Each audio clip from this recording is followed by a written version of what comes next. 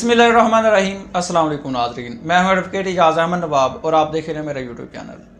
नाज़रीन, पाकिस्तान तहरीक इंसाफ ने intra party election commission of Pakistan के ऑर्डर पर करवाए और करवाने का पर्पज़ ये था कि पाकिस्तान तहरीक इंसाफ का निशान बल्ला बच जाए, क्योंकि पाकिस्तान तहरीक इंसाफ ने वो बल्ला फेरना है इलेक्शन वाले दिन। अच्छा, अब हुआ कुछ यूँ कि क्योंकि ये मकसद बल्ले का निशान छीनना है, तो उसके लिए मुख्तलिफ जो लोग हैं वो मैदान में मौजूद हैं।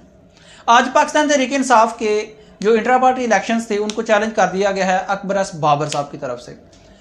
क्या ये पटिशन जो चैलेंज किया है इंट्रा पार्टी इलेक्शन को, ये काबिल समात है या नहीं? कानून के नज़र में आपको वो बताना है और कानून की दुनिया में आपको ये भी बताना है कि जो अकबर एस बाबर है इसका स्टेटस क्या है पाकिस्तान तहरीक इंसाफ में और पॉलिटिशियन में।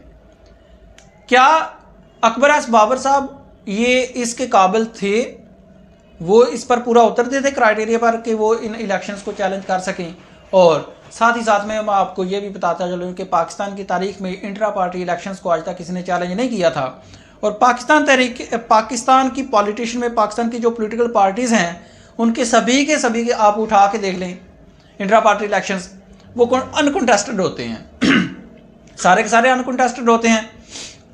पाकिस्तान ये मुस्लिम लीग नून हो या पाकिस्तान पीपल्स पार्टी हो, किसी ने भी आज तक अपनी फैमिली के बाहर कोई ओहदा नहीं दिया है मेन, मतलब पार्टी को होल्ड करने वाला। पाकिस्तान तहरीक इंसाफ पहली वाहिद पार्टी है। इमरान खान वाहिद लीडर है, इमरान खान वाहिद शख्सियत है, दलेर शख्सियत है जिसने 27 साल मेहनत की और 27 साल मेहनत करके पाकिस्तान तहरीक इंसाफ को पाकिस्तान की मकबूल तरीन जमात बना दिया तारीख में। उसने अपनी पार्टी को पकड़ा और किसी दूसरे बंदे के हाथ में पकड़ा दिया जो कि इमरान खान का दूर दूर तक कोई रिश्तेदार नहीं है। बहरहाल जी, आ जाते हैं इंट्रा पार्टी इलेक्शन पर। इंट्रा पार्टी इलेक्शन करवाए के बल्ले का निशान बच जाए और नया चेयरमैन बन गया। उस चेयरमैन को और उस इंट्रा पार्टी इलेक्शन को आज चैलेंज कर दिया गया जी अकबर एस बाबर साहब की तरफ से। अकबर एस बाबर वो पर्सनालिटी हैं, अगर आपको याद हो, जिसने पाकिस्तान तहरीक इंसाफ पर फॉरेन फंडिंग का केस किया था। अकबर एस बाबर वो शख्सियत है जिनको 10 साल पहले पाकिस्तान तहरीक इंसाफ से फारग कर दिया गया। वो अब ना तो पाकिस्तान तहरीक इंसाफ के मेंबर हैं और ना ही पाकिस्तान तहरीक इंसाफ के कोई ओहदेदार हैं।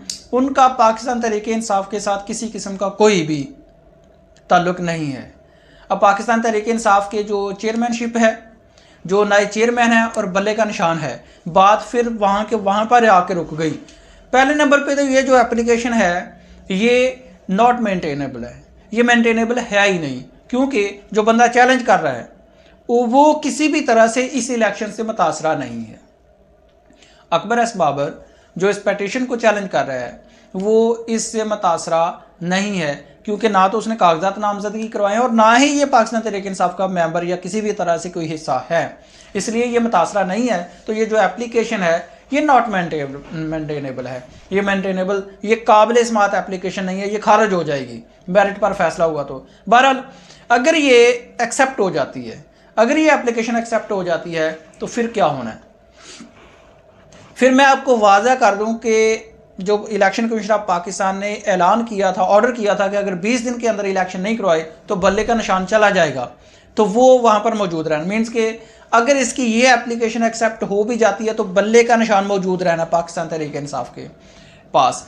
इस एप्लीकेशन की रिज़ल्ट में अगर ये एक्सेप्ट हो भी जाती है तो बल्ले का निशान कहीं नहीं जाने वाला। उसकी वजह ये है कि पाकिस्तान जो इलेक्शन कमीशन ऑफ पाकिस्तान है वो दोबारा कहेगा कि जी ये जो आपने इलेक्शन करवाए हैं इंट्रा पार्टी इलेक्शन, हम इनको नहीं मानते, अब दोबारा इंट्रा पार्टी इलेक्शन करवा दें। इतना टाइम आपको दे दिया जाता है तो फिर से सेम प्रोसेस होगा, फिर से नया इंट्रा पार्टी इलेक्शन हो जाएंगे। हाँ, एक नुकसान होना है कि अगर ये वाले इंट्रा पार्टी इलेक्शन ये कालअदम करार दिए जाते हैं तो फिर जो चेयरमैन मुकर्रर हुए हैं बैरिस्टर गौहर अली खान, इनका ओहदा खाली हो जाएगा, ये दोबारा से इलेक्ट होंगे, इनका ओहदा खाली हो सकता है। बल्ले का निशान कहीं भी नहीं जाने वाला इस पटिशन की मद में। और सुनने में अभी तक ये भी आ रहा है कि इसके अलावा भी कई एप्लीकेशंस आए हैं, वो सारे के सारे इररेलेवेंट लोग हैं, कोई भी रेलिवेंट नहीं है। पीटीआई का कोई मेंबर अगर हो तो उसको क्या तकलीफ हो सकती है, लेकिन क्योंकि जो लोग इस इंट्रा पार्टी इलेक्शन में सिलेक्ट हुए हैं या इलेक्ट हुए हैं या जो भी आप कह लें, वो सभी के सभी वो सभी सभी अनकॉन्टेस्टेड थे। तो जो इलेक्शन अनकॉन्टेस्टेड होता है उसके लिए ना तो वोटिंग की ज़रूरत होती है, ना बैलेट पेपर की ज़रूरत होती है, किसी चीज़ की भी ज़रूरत नहीं होती है, क्योंकि वो होते ही अनकॉन्टेस्टेड जीत जाते हैं। बहरहाल इंट्रा पार्टी इलेक्शन को चैलेंज कर दिया गया है। बल्ले का निशान खतरे में बिल्कुल नहीं है। चेयरमैनशिप का ओहदा हो सकता है, वो दोबारा इलेक्शन होंगे, दोबारा election commission of Pakistan time देगा, वो दोबारा से वापस आ जाएगा। इसमें सिर्फ इतनी सी साइंस है, कोई बड़ी साइंस नहीं है, कोई परेशानी की ज़रूरत नहीं है। अकबर ऐस बाबर पहले भी जलील हुए थे, अब भी होंगे।